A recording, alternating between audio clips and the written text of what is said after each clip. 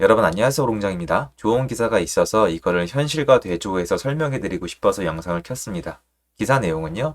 잠실 엘리트도 1억 뚝 재건축 음마마저 거래 잠잠 10슐랭이 나왔는데 요거 맞는 기사고 나쁜 기사 아니거든요. 그리고 우리가 이 기사를 가지고 현장에 나갔을 때 어떻게 이해하면 좋을지 요걸 또 이해를 해야지 앞으로의 시장을 전망하는 거잖아요. 그거 한번 같이 해보도록 하겠습니다. 함께 보시죠. 시청하시기 전에 구독하기, 좋아요, 멤버십 부탁드리고요. 멤버십은 매주 토요일 라이브를 진행하고 있습니다. 몇 가지 요약을 해보자면 리센츠 전용 25억에 팔려 최고가 회복 눈앞서 한 달 새 1억 뚝 호가 1억 낮춰도 더 기다릴래요. 27년 만에 재건축 음마도 찬바람 매물 14% 느는데 거래는 45% 급감 강남구도 2주째 보합 하락 우려 커져 내년 초까지 박스권의 하락장 전망 전부 다 맞는 내용입니다. 팩트를 근거로 썼고 실제로 한번 가볼까요? 가보면 전 딴 데 보고 있었는데요. 잠실 S 가볼게요. 자, 잠실 S예요. 꺾였죠. 쭉 가볼까요? 리센츠 올라가다가 끝에 살짝 꺾였죠. 잠실주공 5단지 이것도 뭐 꺾이진 않았지만 지금 쭉 가고 있죠. 그리고 트리지움 끝에가 약간 휘어지고 있죠. 그리고 여기도 좀 지켜봐야 되겠지만 그리고 옆에 이제 파크리오 봐야 돼요. 잠실먼 장미도 한번 보시고 살짝 꼬꾸라졌죠. 그리고 파크리오 이렇게 꼬꾸라졌습니다. 이렇게 본 김에 밑에 쭉 가서 헬리오시티 같이 보실래요? 헬리오시티 여기도 가다가 약간 휘었습니다. 요거 맞는 내용이에요. 자, 그러면 이거야말로 여태까지 제가 설명드렸던 내용이랑 약간 비슷한 건데요. 자, 시장이 가다가 다시 꺾이는 것처럼 보이세요? 지금 요게 문제예요. 그러니까 기사가 뭔가 나오면은 우리가 기사의 내용대로 믿을 수밖에 없단 말이에요. 아, 요새 안 사나 보다. 강남도 꺾이나 보다. 요런 얘기를 하시는데 자, 다른 데를 몇 군데 보여드릴게요. 아까 하한주건 보고 있었던 김에 별 변화가 없죠. 정확히 딱 나오진 않거든요. 이 뭐 별 변화가 안 느껴지지 않으세요? 이 하한주공 단지들이거든요. 예, 뭐 그러니까 크게 오른 것도 없고 뭐 다시 꺾이는 것도 없고 그냥 약간 좀 애매모호하지 않습니까? 이런 것도 있고요. 딴 데 가볼까요? 서대문구 가지을 뉴타운이에요. 여기 보시면은 여기도 뭐 별거 없습니다. 오른 것도 없고 그냥 이렇게 뭐 오르는 데도 있지만 그냥 간 길 갑니다. 여기서 좀 관심이 있는데 빼고는 거래가 적기 때문에 뭐 이것만 가지고 판단하기 어려운데 자, 아까 제가 보여드린 거는 무슨 다른 데이터가 아니고 전부 다 실거래가 가지고 만들어진 선인데요. 보시다시피, 자, 이거는 정정이 필요하죠. 사실 현장에 나가면은 잠실 엘리트가 1억 뚝, 재건축 음마가 거래 잠잠이 맞아요. 왜 부동산 시장이 얘네가 모든 것이어야 하는데요. 엘리트가 올랐으면 다른 데도 올랐나요? 다른 데 안 올랐잖아요. 음마가 올랐는데 그만큼 다른 데도 올랐나요? 다른 데가 5억, 6억씩 올랐나요? 상계동 하나도 안 오른 단지도 있어요. 그러면 다시 돌아보자면 결국 급등했던 단지가 주춤하는 거지 다른 단지가 전반적으로 꺼지고 있는 건 아니잖아요.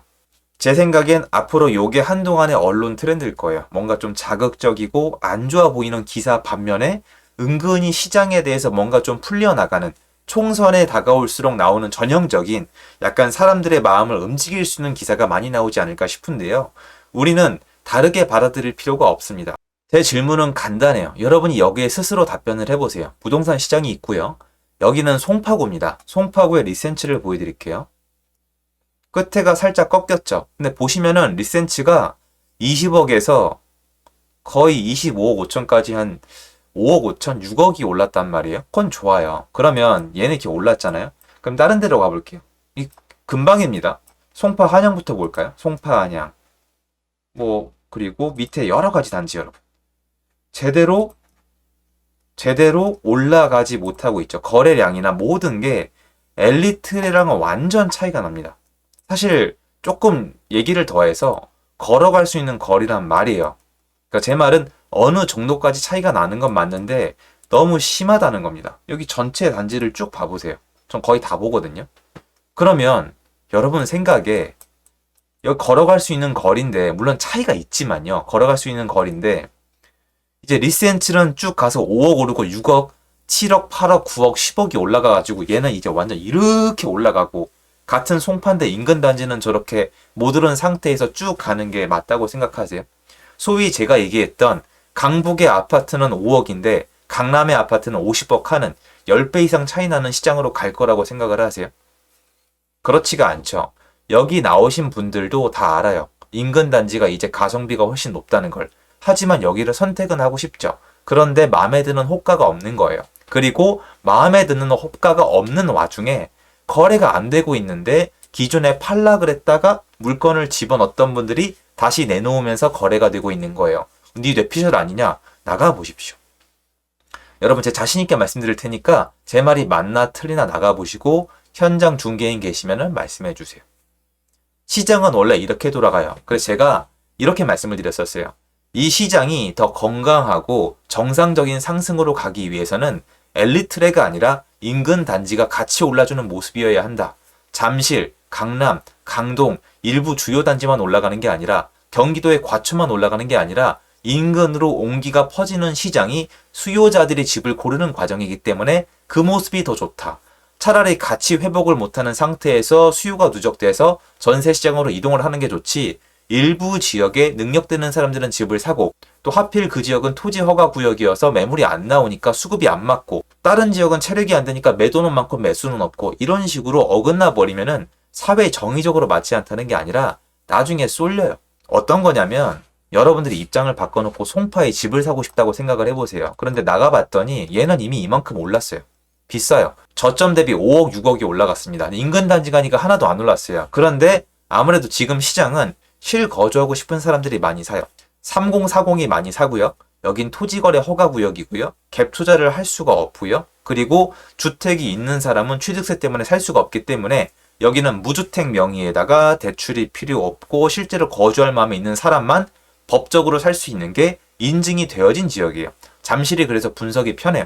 그래서 여기 살고 싶어서 산 건데 한계가 있는데 나중에 시장에 만약에 집을 조금 더 지금보다 투자를 할 수 있는 성향으로 변한다? 집을 좀 더 자유롭게 사고 팔 수 있는 시장으로 변하면 여러분은 어디를 사시겠어요? 이미 5억, 6억이 올라간 엘리트레를 사시겠어요? 인근 지역을 사시겠어요? 인근 지역을 사시겠죠. 여러분만 그 생각을 할까요? 남들도 그 생각을 할까요? 모든 사람이 그 생각을 한단 말이에요. 그래서 지난 정권 때 규제를 말도 안 되게 하니까 외곽 지역이 올라갈 때 정상적으로 올라가는 게 아니라 로켓포로 쏜 것처럼 올라간 거예요. 그렇게 올라가게 되면 사람들이 패닉이 와요. 사야만 한다는 생각이 들기 때문에 전세 살던 사람, 월세 살던 사람, 외부에 살던 사람, 실제 거주가 필요한 사람 싹 다 사는 거예요. 그래서 폭등을 해버립니다. 이런 모습이 가능하다고요. 삼익빛은 너무 좋은 곳이에요. 그런데 전국구 투자처가 됐었거든요. 전국에서 사람이 왔어요. 거래량 보세요. 이렇게 타고 올라간다고요. 사람을 못 사게 하거나 자꾸 규제를 하다가 한쪽에 수요가 몰리게 되면은 공급이 부족할 수밖에 없는 거예요. 왜? 수요가 너무 많으니까. 그럼 폭등이 일어난 다음에 나중에 꺾이게 됩니다. 왜? 더 이상 받아줄 사람이 없으니까. 지금 제가 왜 좋은 기사라고 했냐면 일단 맞는 내용이고요. 제가 사실 여기 집 가지신 분들은 제가 몇 마디 한다고 흔들리실 분들이 아니에요. 예전이면 몰라도 지금 여기 집 가지신 분들이 체력이 얼마나 강한지 제가 확인을 다 했거든요. 그러니까 전 걱정은 안 하는데 이게 앞으로 여기가 망해라, 더 떨어질 거라 이런 뜻이 절대 아니고요. 차라리 이게 나아요. 여기가 계속 수요를 빨아먹거나 이상하게 올라갈 수는 없는 거예요. 왜냐면 여기만 올라가는 게 말이 됩니까? 여기는 뭐 다른 나라 세상이 아니잖아요. 여긴 여기 나름대로 수요가 있겠지만 여기에도 반드시 한계가 있어야 돼요. 그래다 인근 지역의 아파트로 수요가 퍼지는 건데 지금 나가보면 놀라운 게 뭐냐면 인근 지역으로 수요가 잘 안 갑니다. 가서 초급매 아니면 안 사고요. 이거예요. 지금 투자 같은 거 못하게 해놨잖아요. 여기 뭐 전세 끼고 살 사람들 별로 없잖아요. 여긴 실제 거주할 마음이 있는 사람들이 되게 많거든요. 이분들은요. 여기만 사고 싶은 거예요. 인근 단지에 크게 미련이 없어요. 그리고 나가보면 인근 단지는 못 가고 있거든요. 그러니까 시장이 살 수 있는 사람을 딱 정해놓다 보니까 살 수 있는 사람들이 원하는 단지만 딱 올라가고 원하는 단지만 지금 올라가다 꺾인 겁니다. 나머지 지역은 애시당초 별로 좋지가 않았어요. 이런 기사를 보고 전체 시장이 꺾인다는 생각을 할 필요가 없어요. 왜? 얘네 빼고 어차피 시장 안 좋았어요. 꺾인다는 표현이 너무 웃긴 거예요, 저는. 뭐가 올라서 꺾이죠? 뭐가 회복이 돼서 꺾이는 거죠? 전혀 아니고요. 시장은 철저하게 비정상적인 구조를 가진 수요만 가지고 일부 단지만 움직였고 그 단지의 수요가 더 이상 호가를 받아주지 않고 있는 것 뿐입니다. 그렇다고 시장에 대기 수요가 있는 건 아닙니다. 그래서 앞으로 시장이 진행됨에 있어서 여기를 원했던 수요가 인근으로 퍼지는지 그리고 옆에 있는 단지들의 수요가 이제 들어올 조건이 되는지 이런 것들을 지켜보시는 게 좋지 기사 하나하나에 일일비할 필요가 없다는 걸 말씀드리고 싶었습니다. 현장 나가서 확인해 보시면 충분히 제 얘기가 맞다는 걸 느끼실 수 있을 겁니다. 영상 도움됐으면 좋겠습니다. 좋은 하루 되세요. 감사합니다.